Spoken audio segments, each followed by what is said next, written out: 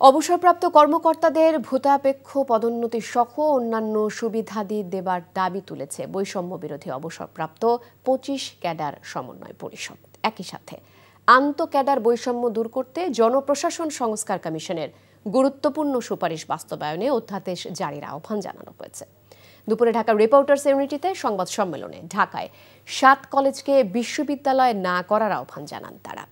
এ সময় স্বৈরাচার শেখ হাসিনার সরকারের সময় বৈষম্যের শিকার কর্মকর্তাদের বঞ্চনার কথা তুলে ধরে অন্তর্বর্তী সরকারের উদ্যোগের সমালোচনা করেন তিনি। বলেন, অবসরপ্রাপ্ত ২৫ ক্যাডারের কর্মকর্তাদের ভূতাপেক্ষ পদোন্নতির আদেশে বৈষম্য করা হয়েছে, তাই এই ক্যাডারদের পদোন্নতি সহ সকল সুবিধা দেবার দাবি জানায় সংগঠনটি।